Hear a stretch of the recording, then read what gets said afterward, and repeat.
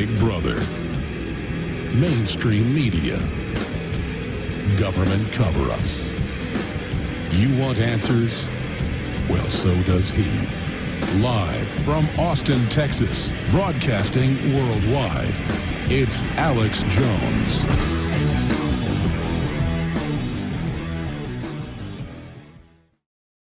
Lyndon LaRouche, obviously everybody knows who he is.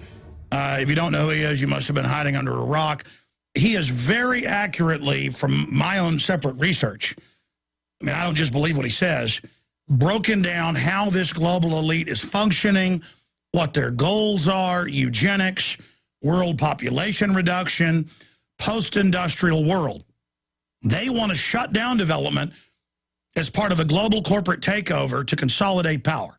And they see anyone being informed or independent as a threat to them. They use poverty, just as ancient feudal lords used poverty to control their populations. You know, handbooks were written on this in Europe. They were written on it in England.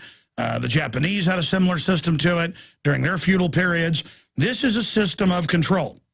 And now they're announcing $63 billion to militarize the airspace in the next 5 years with 30,000 drones. That's Associated Press. Weaponized drones, spy drones, watching farmers, same plan. It's a unified global agenda. Look at Europe, BBC. Spying on Europe's farmers with satellites and drones, BBC. So there's a method of the madness. Lyndon LaRouche has accurately, 20 years ago or more, predicted how the meltdown would happen, what the derivatives would do, that they would precipitate big wars out of that. But the issue is the Anglo-American establishment that Carol Quigley and others that work for him, you know, basically concurs with Lyndon LaRouche's analysis. They believe they're going to navigate the controlled crisis and that they're going to use the implosion to pose as saviors, take over Europe, have the nation states sign over all their rights to the bankers, just like they do in third world countries. And they're planning it here. They're now admitting they want to secretly arrest citizens with NDAA, that they want to censor the web. They're firing people like Andrew Napolitano at Fox, so he can't talk about the New World Order.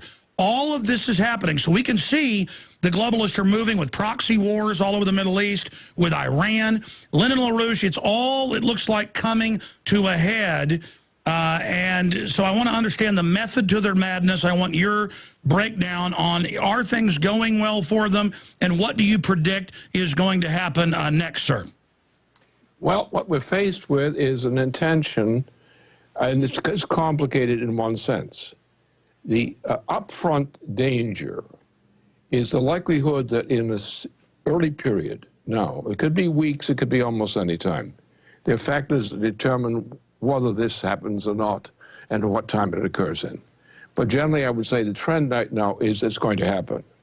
Now, you know that the U.S. Navy has in its submarine fleet enough capability in thermonuclear weaponry to, in a single throw, destroy most of this planet. The whole idea of nuclear warfare is now is almost a joke relative to what the potential has become now. Now, this is being steered from London and also from Wall Street. They're pretty much the same thing. They represent the same mentality. You see what they've done to our economy already.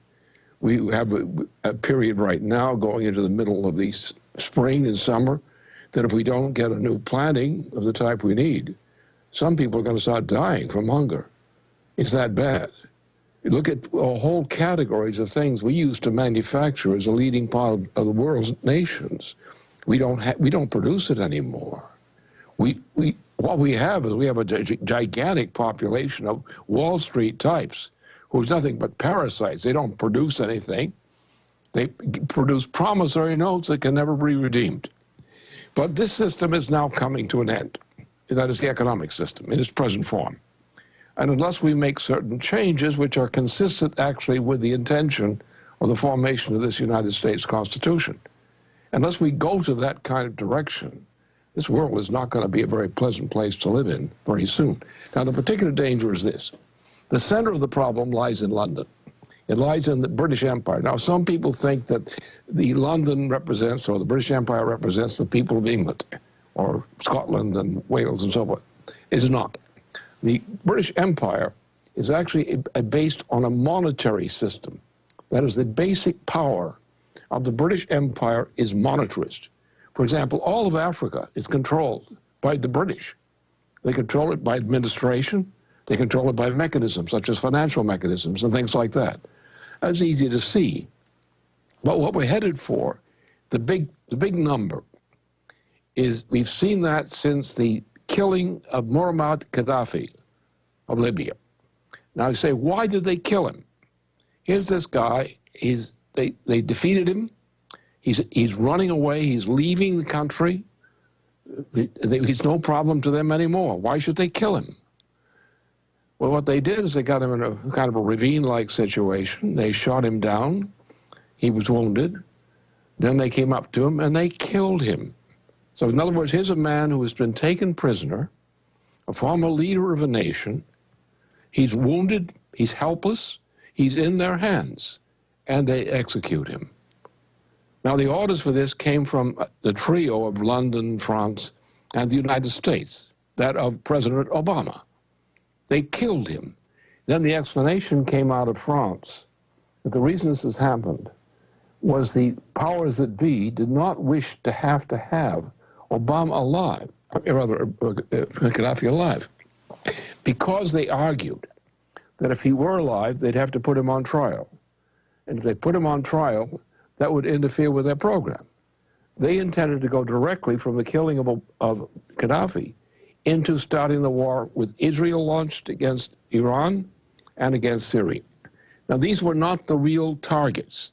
These were targets, very real targets. And by the way, sir, as you know, Hillary made a joke about, we came, we saw, he died, basically imitating what Julius Caesar said, and she laughed about it. So not only are they engaged in barbarous war crimes, now they're making jokes about it. And to make it worse, she's not even a military person, which just adds to the obscenity. It's bad enough to be a warrior and brag about killing somebody, but to be a sack of sycophantic globalist filth, it's amazing. Well, no, take her case and look at it, what actually happened. She had a policy of being a restraining influence against Obama. And she did a fairly good job. But then they came down on her. Now, you have to understand that the people around Obama threatened assassinations and similar kinds of things. She was terrified. And you will notice that since that terrifying of her, which is on the record, she changed her personality. That doesn't mean she changed herself in her character. It means she's now submitted to the monster. Let me stop you. It's always so complex when you get on because it's so well documented. There's a lot between the lines. You had a Freudian slip almost twice and kept saying Obama assassinated. And it's funny you mentioned that because I was going to raise that later but didn't know if I should, because I was rereading what the big Jewish Atlanta newspaper editor said. He said, I've met with the Mossad people. You know, they are looking at killing Obama. I'm serious about this, that they better attack Iran. That was pretty much an open threat. And that's the word I'm getting, is they could use an assassination of Obama as some type of false flag to launch a wider war and blame it on the Iranians. Well, this is all part of the pattern. But I look at this thing I look at it from the end game. What's the end game here? Not what are the details of things that come up on the side. What we're headed with is something very soon. And it's coming out of London, but the United States plays a key role in it. The United States has the greatest thermonuclear power for weaponry on this planet. A lot of it is concentrated in the Pacific Ocean, in our submarines. We can virtually obliterate much of this planet with one shot, that is one barrage, properly aimed. Now, that's the threat that we're facing. The timing of that threat comes before the next election inside the United States.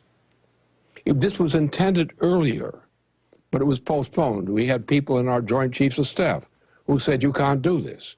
You have other people saying, you cannot even think about this, because if you're thinking about a war with the parties that you're indicating, which include the British Empire and the United States under Obama working for the British Empire on this policy, you realize that you have the greatest threat to humanity imaginable. Now, whether the British do it or not, by controlling Obama, who controls the submarine fleet ultimately as commander-in-chief of the U.S. forces, Whether they do that or not is uncertain. My view is the British have two intentions. Obama's doing what he's doing. He's not really very intelligent. He's a sick man. But he's doing it for this British monarchy, who have a whole policy of reducing the human population from 7 billion people to 1 billion people in a very rapid order. And that's where the evil is coming from. Now, the British, of course, are now, in their policy, are threatening to compel U.S. forces to be used to obliterate the targeted nations they intend to obliterate. And we have in our naval capability, the submarine capability, a typification of what our capability is to do that. Without us, without the United States and its forces being complicit with the British couldn't do it, even though they're the inspiration of the policy. So our situation is we've had our military and other people in other parts of the world recognize what this problem is and know we've got to stop the British attack. We know the only efficient way to stop this, and it could stop it, is to get Obama out of office. Now, he's not only impeachable because he's violated most of our Constitution. He could take a but the key thing here is that he is clinically insane. This man, I did back in April of 2009. Mr. LaRouche, I apologize for interrupting you. Let's come right back on the other side and continue looking at this, because he's not mincing words here, and he's not hyping it. So many mainline analysts say this could lead to World War III. The Russians are sending Spetsnaz, and the Iranians are sending special forces into Syria. Everything we said came true. Everything we've done has been right. All right, Lyndon LaRouche is our guest. We'll give you his websites here in a moment. They're very important to visit. A lot of great information. This is a short little 5-6 minute segment, long segment coming up. And we'll get to some of your calls then. But we had a lady who was on hold that I talked to before you came on with us, sir. And she was saying, well, what's the crisis? What should I prepare for? What could happen? You were getting into Obama being an insane puppet, and I want you to finish with that. But, I mean, what are the different scenarios that we could see unfold, the build-up to war with Iran, the Iranian and Russian troops going into Syria, Hillary beating the drums for war, Obama?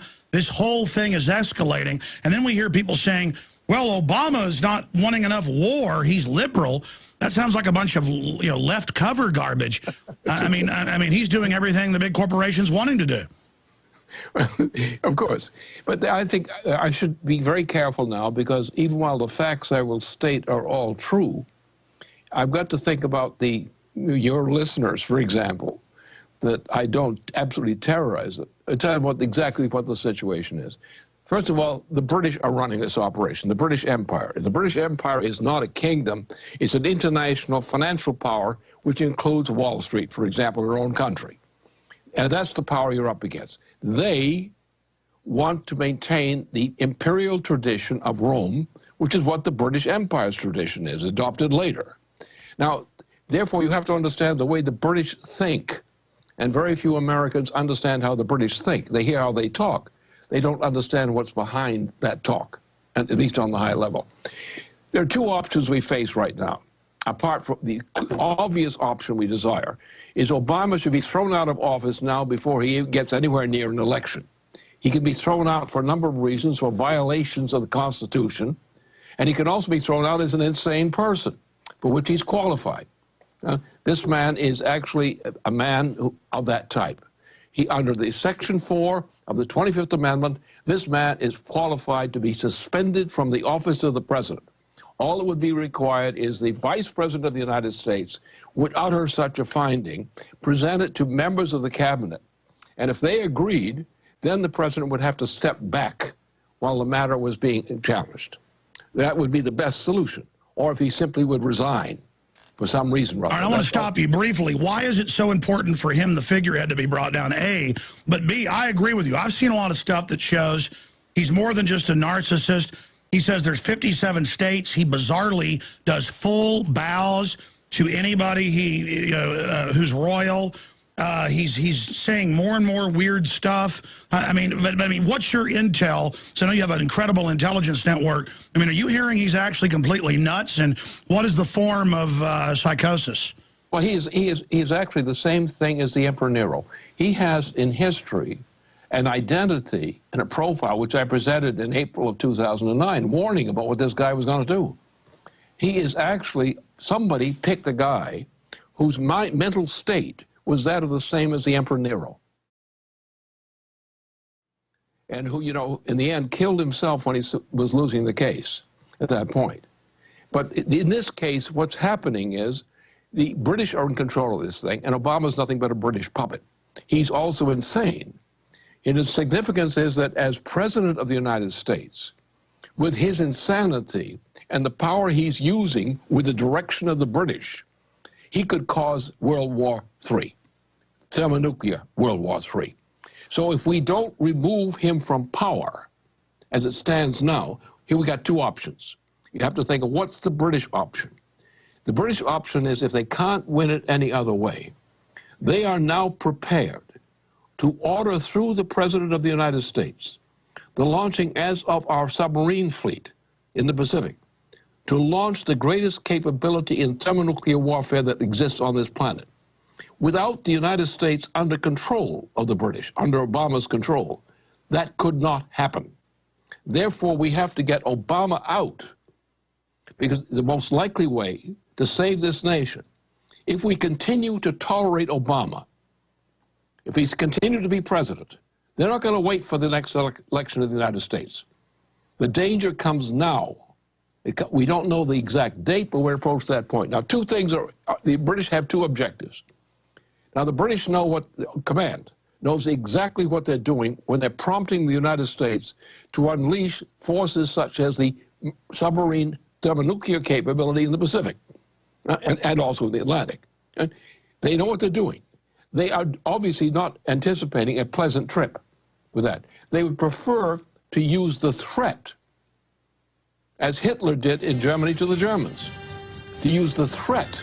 Mr. LaRouche, stay there. That was a short segment. Long one coming up. This is key. That's what I wanted to ask you when we get back. Why are they openly announcing that they're moving most of the forces to diminish the Chinese? The Chinese, as you know, their president has now said, prepare for war with the United States. Incredible. When they hold most of our debt. They're going towards war on every front. I know the British model. Divide and conquer. We'll be right back. There's a bunch of news I haven't gotten to. Twitter, Facebook, Google, they're all announcing they're going to go along with governments to censor. I saw where now government's going to ask them, don't let people Twitter about police roadblocks or about police checkpoints or police speed traps. Well, what do you think a CB is? You know, breaker 19, let me know if there's any smoky on up ahead. I mean, it's good. We're allowed to talk to each other. You don't have prior constraint on us talking to each other. But going back to our guest, you can call them if you ever want to get a copy of their intelligence report that comes out on a routine basis. Great magazine, 800-929-7566 or LaRouchePack.com. There's also other websites they have as well, but LaRouchePack.com. And he joins us now. Okay, so we're going to break, and we were talking about understanding the city of London, the Venetian black nobility, vestigial remnant of the Roman Empire and Byzantine system that survived and was taken into Europe and then finally settling after, I guess, the Templars' purge in London. And Scotland, for that matter, but in London, in the city of London, the city within the city, one of those, again, cities on its own, sovereigns saying that they're above everyone. What is their mindset so people can understand it and what this great game is, and why do they have the U.S. military openly menacing the communist Chinese, who our own government has helped give the MIRV technology and ICBM Long March technology to? What is this great game? Well, the game includes the elimination of the Russia, China, India, and so forth. The immediate target for weapons attack is from the United States if it's working under the British direction, which Obama represents. In that case, then the target is principally against Russia, China, the other leading nations of Asia, including India. Those are the targets. Now, the British prefer not to take the risk of the repercussions of a full-scale thermonuclear attack on that part of the world and any other places they think is a threat to them. They would prefer to have us sign a treaty agreement with the British Empire, that is with Wall Street and London, and thus submit to the dictatorship of those powers. That way the British would get everything. It would be a bit slower than winning a thermonuclear war, but they would accept that because they don't want to be killed too. They just want the people they want to kill to be killed. So therefore we have two options. If we allow this president, Obama, to continue in the presidency, we are doomed, because the full repercussion of launching of a thermonuclear war. Our military are not guilty. Our military, our Joint Chiefs of Staff and people like that, and people in the intelligence community are of the same persuasion. They are fighting like the devil, and so far have helped to prevent this from happening. It was supposed to happen soon after the killing of Gaddafi. But our best military people were a key factor in preventing us, and some of our intelligence community were a key factor within the limits they have of power in this system, have delayed this thing so far. But we're now coming to the point that the British are getting desperate, and they're now pushing hard against Russia, against China, for total submission. And, sir, I want to be clear, because neocons and others write articles about myself, and they say, Jones doesn't want war with the Russians and Chinese. He must work for them. I mean, my family on both sides came over on the Mayflower. On my dad's side, the captain of the Mayflower, Battle of San Jacinto, Texas founding. How dare these banker operatives, these people that are helping sell out our Bill of Rights, our Constitution. I know you come from an old American family as well. How dare these type of people claim that because we don't want nuclear war and we don't want 30,000 drones in the skies and secret arrest of citizens, the system is showing us it's a bunch of tyrants. And then if we don't want war and conflict, we're traitors. No, they are the traitors. And is it not treason when they're launching wars under UN authority? They're not going to Congress. They're saying, we'll arrest citizens and kill citizens. I mean, I saw Lindsey Graham on TV. He goes, yeah, of course the NDAA is for citizens. We won't just arrest you. We'll kill you without a trial. I mean, they are trying to come out in the open and hide their tyranny in plain view and appeal to authority. And it's so real. You talk about nuclear war, all the elites, as you know, sir. But for the audience, you're not hyping this. They're building bunkers. The Chinese are saying, prepare for nuclear war. The Russians are threatening, saying, don't go into Syria. I mean, I've not seen rhetoric like this even at the height of the Cold War. I mean, it's crazy, and it's like World War I or World War II, but now we got nukes and bioweapons. We're sleepwalking into oblivion and have just gotten so used to it, and people are watching football games. It has that same eeriness that I saw historians write about before the Great Wars. I know you were in World War II. So, I mean, is that what your gut is telling you and your intellect as well, sir? I'm saying that the problem lies with our responsibility as Americans. Our responsibility here is to throw this President Obama out of office. Because if we're not willing to do that, we are not going to survive. You're saying that's a signal to the world that there's big changes and the power structure is being reversed. The point is the British Empire which controls Wall Street. Remember, Wall Street has been from the beginning a British faction. Most of our presidents, I could go through. Well, they set up CFR in New York to control it on record. It's all British intelligence. Sure it is. But the point is, if the problem is the killing of Kennedy and the entry into a long war of about 10 years in Indochina was intentional, and Kennedy opposed that, and he was killed to get him out of the way to get that war unclosed. That war destroyed an impetus which existed under Kennedy for projects which would rebuild this nation in a way which we would today envy. What has happened, we have essentially 3 generations of people who do not know, as adult experience, they do not know what the United States represented under Eisenhower and Kennedy. and of course also Roosevelt before. They don't know that. They've been terrorized by what, a succession of wars. Wars all over.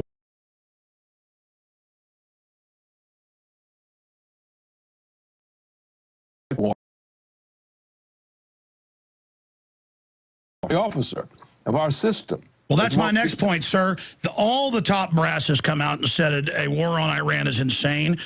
Most of the Israeli people, the head of Mossad was fired a year ago because he wouldn't go along with it. I mean, this is so insane. The way I've heard it described by top CIA analyst Ray McGovern is, it is a roll of the dice. And there isn't a good number on the die. It just runs from bad to worse. You know, a 6 is total nuclear war. A 1 is doubling of gas prices, regional war, terror attacks, economies going under. But that's the neo-feudalistic British imperial model. And they say it's a post-industrial world. They're digging in. They've got seed vaults. They're building bunkers. I mean, the establishment, as you know, is acting like they're getting ready for World War III. Absolutely. But the point is, I look at it from the standpoint, complaining doesn't get you anywhere. What do we do about it? What do we do then? And the point is, we have to arouse the American people in a different way than we usually do. As we, you know, like what happened after Pearl Harbor. We had a situation where Roosevelt knew that the attack on Pearl Harbor was coming, but he also knew that most of the Americans would not fight the Japanese under those conditions and others. So therefore, we did not act to defend Pearl Harbor, even though we know it was happening, because the naval and army forces commanding the position in Pearl Harbor, for example, were not going to do anything to stop it. So therefore, Roosevelt was mobilized to mobilize us to war, because he knew under those conditions of an actual direct attack on the United States by Japan would mobilize the American forces. Now, I was in New York at that time when this happened, that Sunday, and I was walking across from Midtown Manhattan, from east side to west side, for a business appointment. And as I walked into this place, I got this hotel I went to meet my people. I heard the voice of Roosevelt coming over the phone. The reports on Roosevelt coming over. And I looked at what happened to the people, and you would, in this 2 or 3 hours following that noontime report, I saw a transformation of the American people in New York City as elsewhere. They were screaming, trying to get enlisted in the army to defend the United States. And that was not the case in the day or so before the Pearl Harbor event. Now, the problem is, I'm not looking for a Pearl Harbor-like event right now, but the problem here is the lack of competent leadership from leading centers, people in government, as in the Senate, for example, in particular, who know this stuff. They know it, but they're not doing a damn thing about it because they don't think it's safe, politically safe for them to do it. That is a result of the demoralization of our population over 3 generations, that is among adults, from the killing of Kennedy, and especially from the experience of the launching of the actual prolonged Indochina War. But we have been going through war. I understand, sir. So what is the time frame? I mean, there's a big awakening happening, but it's not coordinated. You know, the Congress has the lowest approval rating. Obama's unpopular, but it doesn't matter what we want or makes sense. You know, 70+% don't want all these wars. They just keep going forward. So what do you see happening if the British puppet, the globalist puppet Obama is not removed? Well, what you've got now, the problem is you have no guts, especially represented by all of the Republican candidates and the one and plus minus the Democratic candidate. If you have that list of candidates, presidential candidates or pre-candidates, this nation is demoralized. That kind of electing that kind of junk to be the leading candidates for the direct election? You do that? You tolerate that? You tolerate these clowns? Well, why don't the banksters, centered in around London, you know, as you say, why do they want us so demoralized? I mean, I guess so that we follow every order. Right. They want the folks. They were going to intend to reduce the population of the United States, among other places. You know. You don't think we're going to come out of this as spectators to this great war? No. Are among the targeted victims of this war. And if we can't... Let's explain. The British play everybody off against each other. See, people think of it as you pick one side or the other. No. Think about the third position of the group manipulating you. That's what the Rothschilds have always done. You've written about them. They're all supporting this.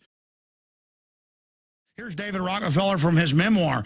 We are on the verge of a global transformation. We're on the verge of a global transformation. All we need is the right major crisis, and the nations will accept the new world order. Here's another one, speaking in the New York Times about how great Mao Zedong is. Here's a quote out of his memoirs, page 405. Some even believe we, the Rockefeller family, are part of a secret cabal working against the best interests of the United States, characterizing my family and me as internationalists and of conspiring with others around the world to build a more integrated global political and economic structure. One world, if you will. If that's the charge, I stand guilty, and I'm proud of it. But they're not one world, everybody work together and be friends. They're one world corporate global empire. It's monetarism. That's monetarism.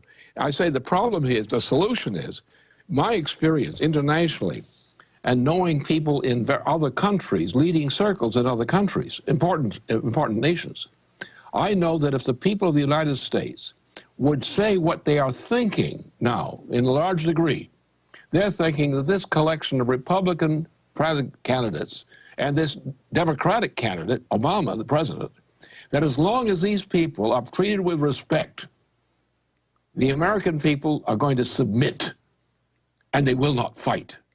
And if they will not fight, we're duck soup. And the problem is our politics stinks as a result of 3 generations, effectively, in terms of adults.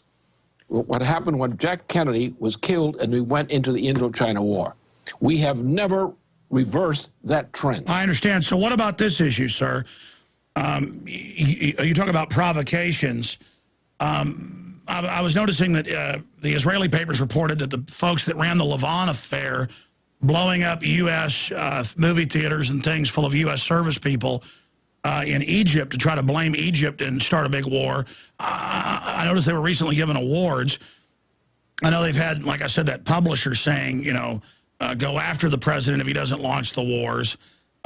What about Israel or the British or other groups? We know Israel was created by the big banksters. Israel as such is not a relevant problem in this case. You have an Israeli premier and a small circle of British stooges who are carrying the name of Israel against the objections of traditional leaders of Israel. The leading traditional leaders of Israel up to this point have all opposed this kind of operation, including against, you know, Iran and so forth. They're against it. What's going to happen if Iran gets attacked? Well, if Iran gets attacked, that's intended by the British to be the trigger used to launch the war. It depends on the point at which the British are able to get a secure control over ordering, through the President of the United States, ordering the launching of World War III as a thermonuclear war concentrated in Asia, but not limited to Asia. Well, I've noticed they've moved the force to Asia, the naval and nuke forces, but the Russians and people are starting to concentrate in the Mediterranean and the Persian Gulf and Syria. I guess they're thinking China's going to come in to back up Iran. No, it's different. It's a whole package. The whole Asia-centered package is one package of nations. Russia, China, India, and other leading nations, Japan, Korea, and so forth, who want no part of this policy. No, I understand. They're not going along. I mean, I know they're moving the fleets and the troops there and Australia, but what I'm saying is I see a lot of conflict in the Middle East, too. How does that kick off stuff in Asia? What's their excuse? All that Middle East case, that problem now, is all comes from Britain, number one, and it comes from our presidency, the Obama presidency. That's the cause of all the Middle East problems right now. All right, I want to ask you when we come back and then take a few calls, how are they planning on starting a war with the communist Chinese then. We'll be right back. I will get to some of the calls there. I want to talk to Mr. LaRouche, folks like Dan and Teeny and others, and I'll try to get to everybody else that's there. But I was thinking about the psychology, say, of Don Corzine, Obama's big financial advisor, stealing $1.2 billion. Now they've announced they're going to keep it because he lost a 40-to-1 bet. The hubris level, the chutzpah level, the bravado level, whatever you want to call it, the megalomania level.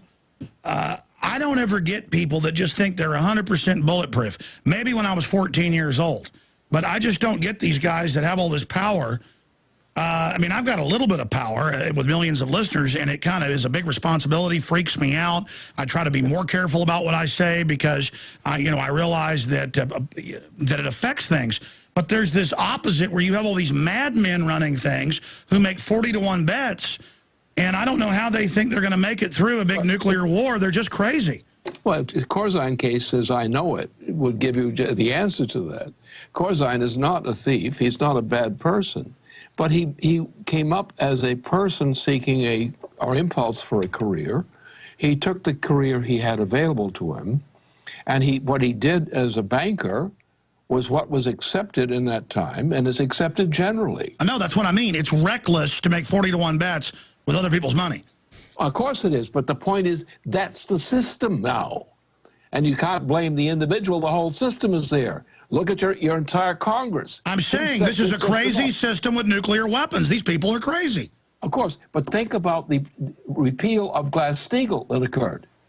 All the worst damage that has been done to the United States and its people was the revoking of Glass-Steagall in the last phase of that process.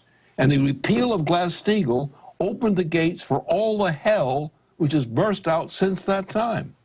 So you have to blame the people who orchestrated that and the people who defended the key bankers that were doing it. The orders of this came from London. But people weren't thinking about loyalty or anything else. They were thinking about money. Sure, but that's my point, is they knew when they opened up the derivatives casino, fractional reserve banking to the moon, that it would cause a global implosion. What I'm saying is they are trying to ride this target, this bomb down to the target like Dr. Strangelove. In some cases, yes, the leading ones, the British ones and the key people in Wall Street, the top people, Wall Street, the real Wall Street, Morgan, and that interest. They've been thieving, and people have loved them in Maine, not loved them in the sense of physically loving them, but admiring them for their achievement and wishing that they could have the same thing. Our morality has been destroyed by the destruction of our characteristic American initiative, which is not a money issue. We're not monetarists, not honest Americans. We believe in a credit system. Our system was based on a credit system. And all this stuff is a violation of the credit system. The main thing we have to think about is the cure of this problem, rather than the complaint against it. My point is, we are in a situation of crisis where I believe that if more people would respond, we could, first of all of these Republican candidates for president, a joke, worse than a joke. Obama, an abomination. Then why are these abominations listed as the probable presidential candidates? That's where our problem lies. Lyndon, we've got to go to break. Will you come back and take a couple more calls with us? Sure. Or a couple of calls? Great. And I do want to ask you, because I understand you disagree with some folks on solutions, if you're specifically talking about Ron Paul, because he's against the war, and he certainly is a man of principle, and he's predicted everything that's happening as well. We'll be right back. You're saying all the candidates are a joke. The other Republican candidates are pure establishment hacks who put out rhetoric but are bought and paid for. Look at Mitt Romney. I agree with you. But, I know some people have attacked Ron Paul saying, well, if you cut everything will implode. And I understand that some of the banksters want to cut things once they've gotten their bankster welfare. My whole point is that it's the big banks that are getting the corporate welfare to begin with, and that's who Ron Paul says he'll cut it from. He also says he'll end all these wars and bring the troops home immediately. Briefly, what's your view of Ron Paul? Well, Ron Paul I'm dealing with the real issue before me. The real issue is the United States cannot be saved from its own folly unless we immediately enact Glass-Steagall now, not down in the future, now, because we're on the point of the actual breakdown crisis of the entire United States economy. And if we do not get that Glass-Steagall renewal enacted now, this nation is finished economically. Well, we can certainly see the depressions here. They've been telling us it's a great economy, but they admit that the numbers they're putting out are fake. And the problem is a presidential candidate who does not propose an immediate Glass-Steagall enactment is not fit to be a presidential candidate, because the United States will cease to exist unless that change is made. That's not sufficient, but it's necessary. Without the Glass-Steagall Act, you cannot save this nation now. And if you're not pushing the Glass-Steagall Act now, you're not fit to be president. And the second thing, this will not be sufficient. Our intrinsic banking system now, even the non-speculative type, is so rotted out and so weakened, we do not have the adequate amount of credit needed to be organized to save this nation. Therefore, we need to make a change in the actual banking system to go to a true credit system, which was the original policy with the U.S. Constitution. If we go to a credit system, take one project, for example, take NWAPA. NWAPA will employ 4 million people, and it will start to do that the minute you start the project. The project is fully designed in principle. There's some details that would have to be worked out, but as designed by the company initially, back there in the 1960s. That policy, there are other policies, other programs similarly. We could restore this nation at an accelerating rate rapidly if we pass 2 laws. One, Glass-Steagall. That cleans up the banking system. Number 2, the saved banking system will not be sufficient to save the nation. If you try to maintain a typical monetary system, you cannot save the United States. It may not die right away, but it won't recover. If we go to a credit system as well as a Glass-Steagall reform, we will immediately be able, with the cooperation of other nations which are going to induce to join with us in this, we can start a recovery of the United States, of a United States style of recovery. Lyndon, let me ask you this now. Can you do one more 10-minute segment with us? Sure. So we can finish up and take a few calls from people that are holding, and then after Lyndon leaves us, I'll get to the others that have been holding for a while, like Mark and others. But we're going to go to break here in a moment. But briefly, how do they plan on starting a war in Asia? The plan is as follows. The Israelis were to start the war. The Israelis are supposed to start a provocation against Iran. In the meantime, in the middle of Asia, East Asia, or West Asia, you have Syria. Now, Syria is the most important nation in West Asia. It represents not the most capable military force in terms of quality of military force. I'm not talking about the extent of weapons and so on, but the quality of the troops. It also is tied to emotional. Tell you what, start over when we come back quickly, because I want to go over all this in one piece, and then we'll take a few calls with Lyndon LaRouche. But we're looking at your view of the grand chessboard. But strategically, right there, it is at a key spot to control that whole area and the Mediterranean, the Russians' only Mediterranean port. The whole world is steaming towards a giant conflict. We'll continue back live on the other side with your phone calls and Lyndon LaRouche. LaRouchePack.com. Talking to a constitutional lawyer, researcher, guy that wrote the big U.S. UN Biological Weapons Treaty, Dr. Francis Boyle. He's going to be on the Nightly News with me this evening. Paul Watson's doing the news portion. I'm doing the interview portion. And that's all at prisonplanet.tv. Lyndon LaRouche, who needs no introduction, is our guest for one more segment so we can get to some of your phone calls. And we appreciate him joining us. Sir, finishing up, starting over, the grand chessboard, why the U.S. is admitting it's preparing for a war right now in Asia. They're now talking about open war with Pakistan, who's got 100 nukes. I mean, this is a world war. Syria, proxy armies taking over Libya. It's all barreling forward. Why do the global financial interests centered in Wall Street, London, Frankfurt, and other areas, why are they wanting this? Why are they doing this? Their principle is that they're not concerned about the amount of money in question or the amount of wealth per capita.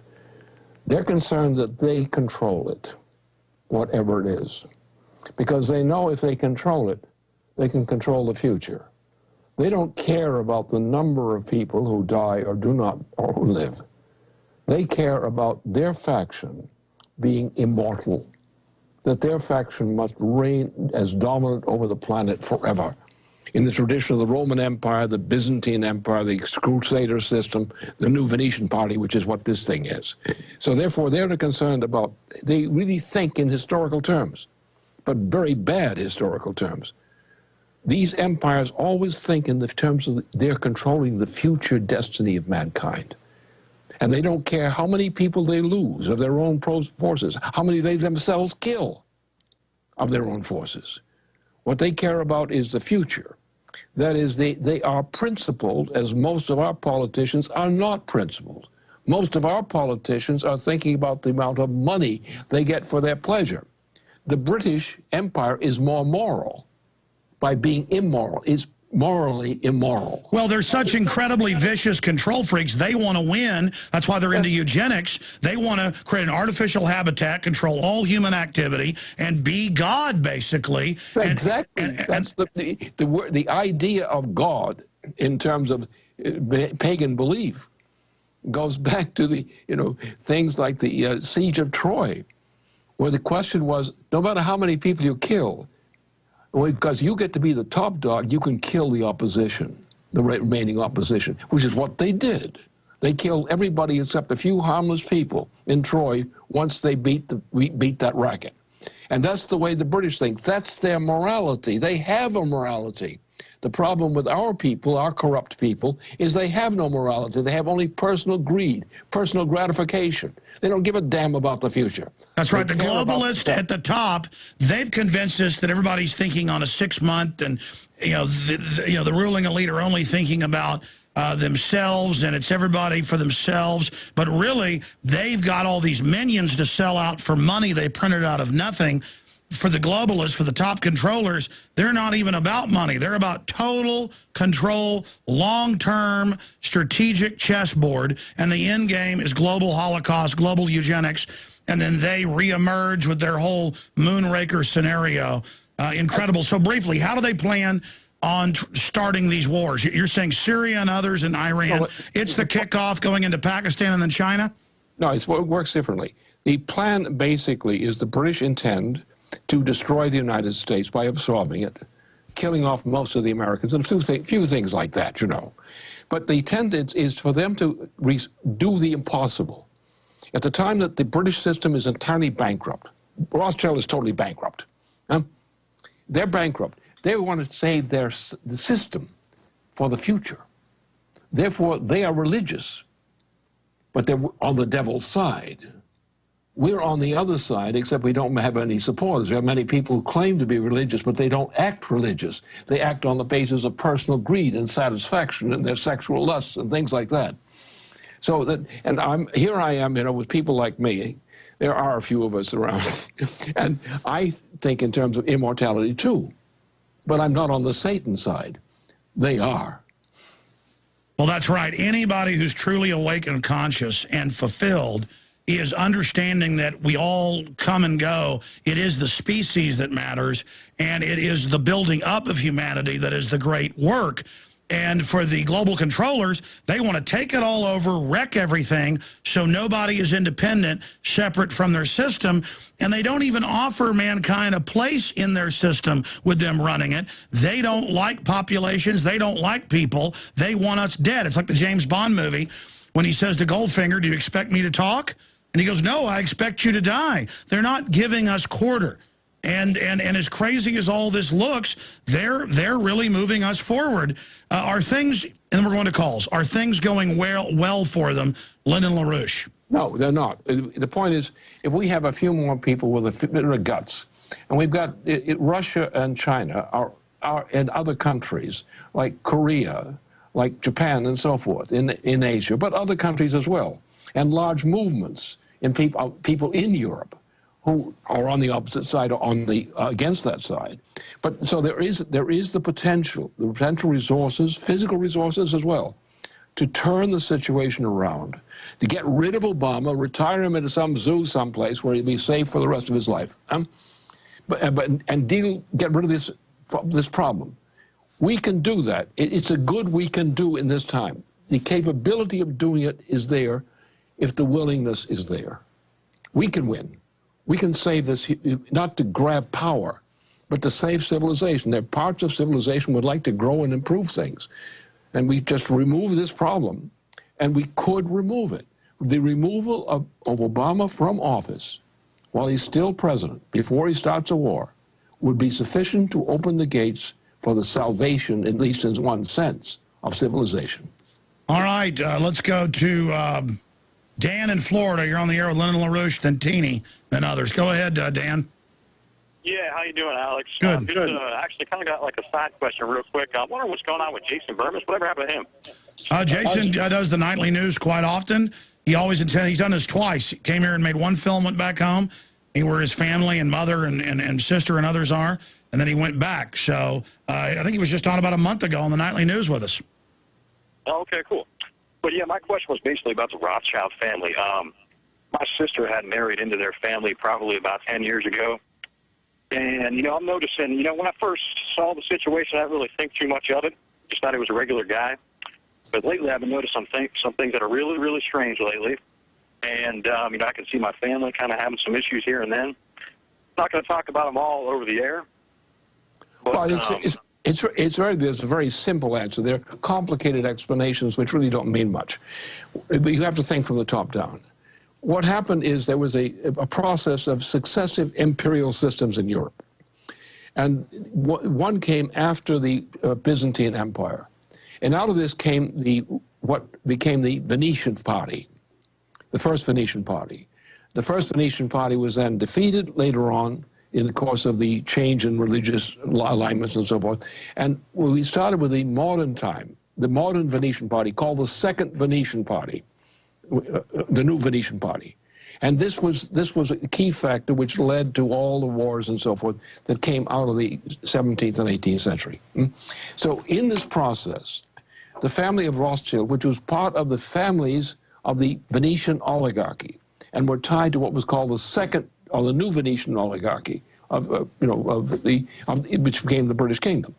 This group became the central feature of a group of Venetian bankers, international Venetian bankers, in which the name of Rothschild became leading during the course of the Napoleonic Wars. Since that time, the Second Venetian Party, typified by the leadership of the Rothschild family, as a financial family, became a dominant feature in the operations of the British Empire. So it's not that the Rothschilds contain some magical genius of evil. It's simply they've joined a club of evil, and it is evil. Absolutely. So, let's go to Teeny and then Michael. Teeny in Indiana, quick question for Lyndon LaRouche. Yes, if Congress won't impeach Obama, why can't the American people impeach Obama? Yeah, that's a good idea. I mean, there's got to be other ways.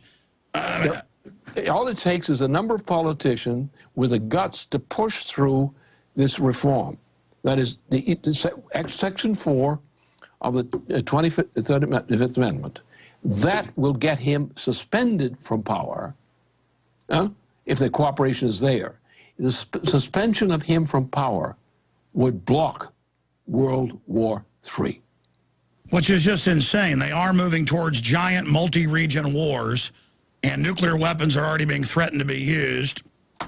The Israel and the U.S. are saying we may use tactical nukes up front against Iran. It's not Israel, it's a certain group in Israel which are controlled by the same process. No, I know. And then it's sold as patriotic for people that live in Israel, but to be for this madness.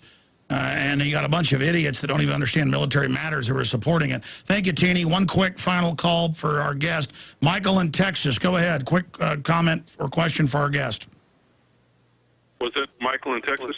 Yeah, that's you, buddy. Okay. Terribly sorry to bother you. I appreciate you accepting the call. Quick call. Would y'all consider becoming content advisors for the corporation Wake Up America? wakeupamerica.com/constitutional believers.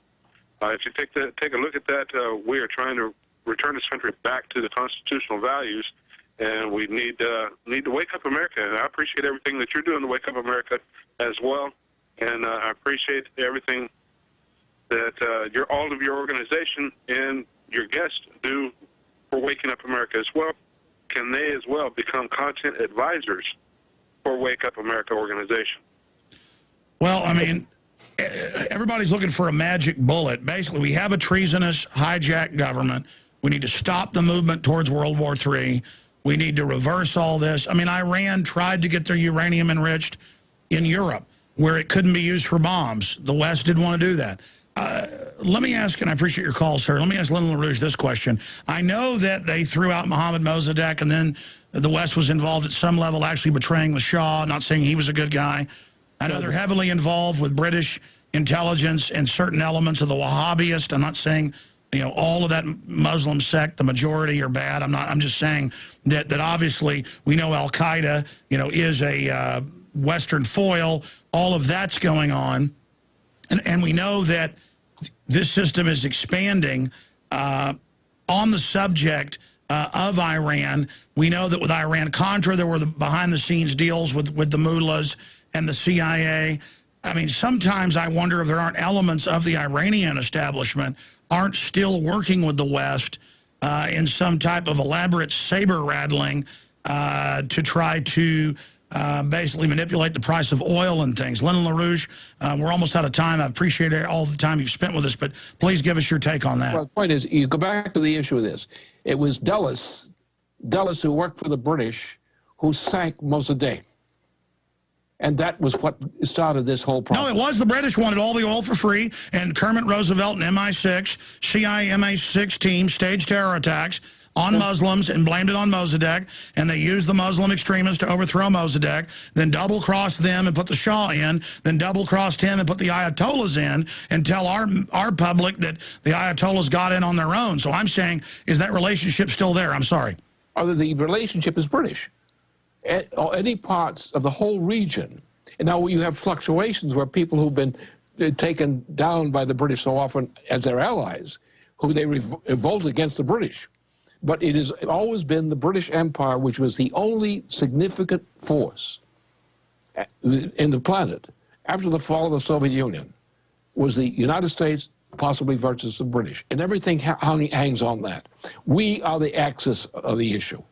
If we can do our job, and I believe the American people, if they're mobilized properly, will respond, we can change the direction of history on this planet in a short period of time. But we need some leadership out there who are not like what we have as so-called selected leadership. They will not do the job. But I know that there are people in the Congress who are behaving badly or negligently or with cowardice. I know they're not bad people. And I know if we can get a little movement going on this thing, those people can be mustered together.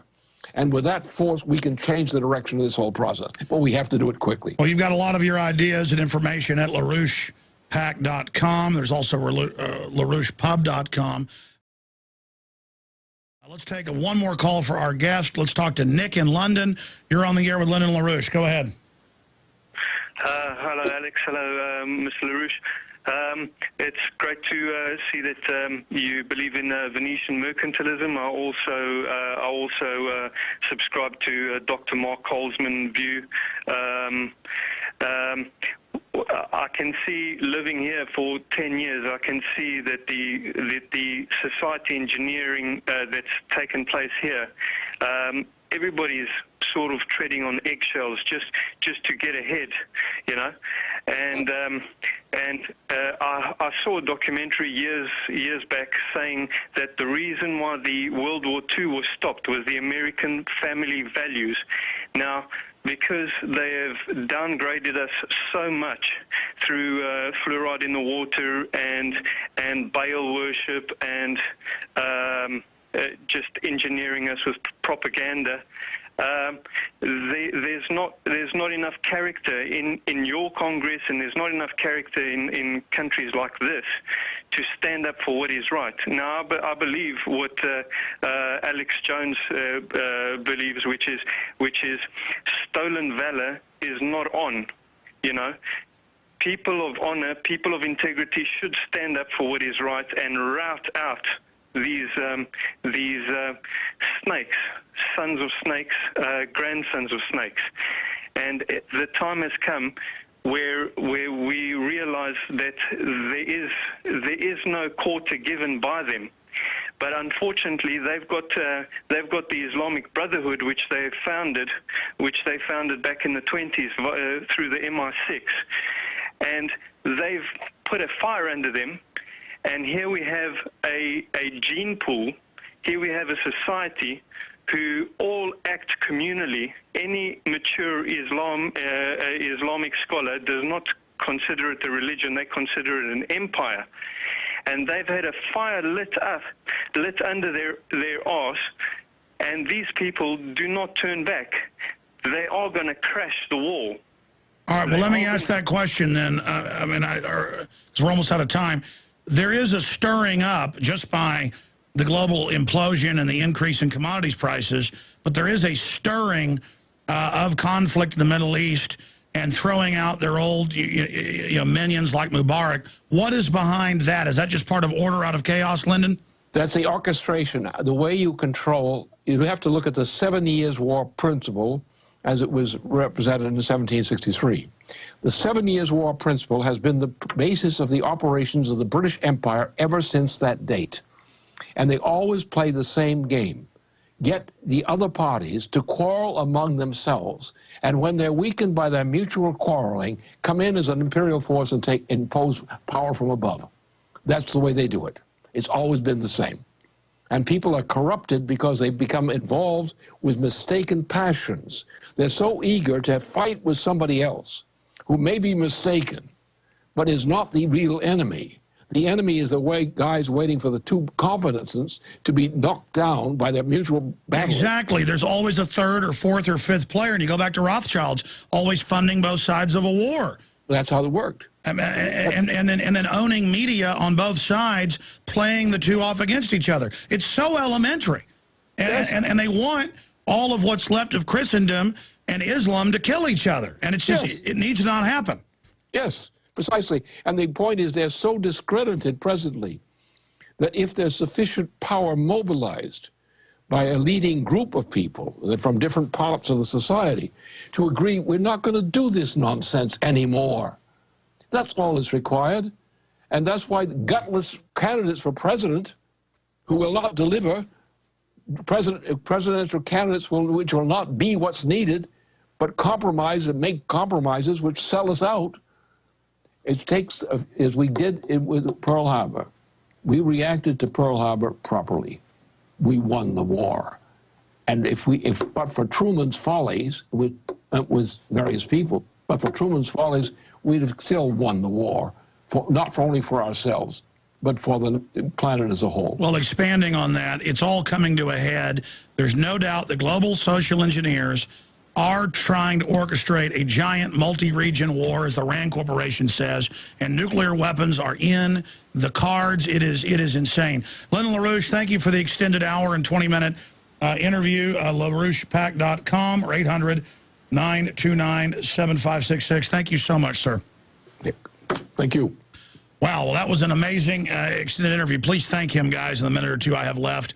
I got Mark and Diane and Houston and Tony and everybody here that are holding. And I've got all this other news. I'm going to cover a lot of it on the nightly news tonight I didn't get to. I mean, it's getting bonkers, crazy, how fast all this stuff is happening. Everything we were worried about, everything that we were concerned about, it's either happened or is happening.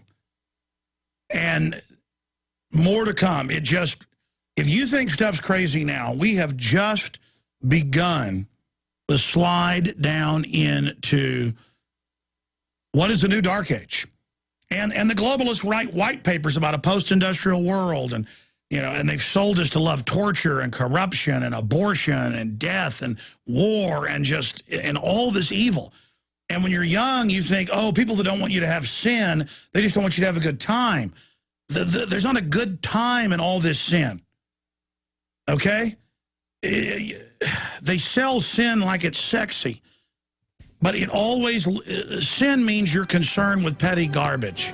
You worship idols that don't deliver.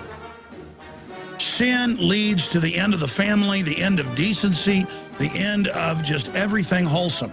We need goodliness, a word people make fun of. We need to try to be good men. Lord knows we're already so corrupt. If you don't try to be good, you will go directly to the devil. I mean, it's a struggle. And people that don't struggle against evil give into it. If you believe in this information and want to support its viral spread, go to the InfoWars store at InfoWars.com. We've got the new G.I. Joe InfoWars t-shirts. We've got the incredible Pro Pure gravity-fed filters available at InfoWars.com in the store. We've got a new DVD, Scientists Under Attack, the Don't Tread on Me flag. We've got all sorts of different bumper stickers to help spread the rebellion virally. It's all there, wristbands, citizen rule books in every order. Order online at InfoWars.com today. The water filters, the canteens, it's all there. InfoWars.com.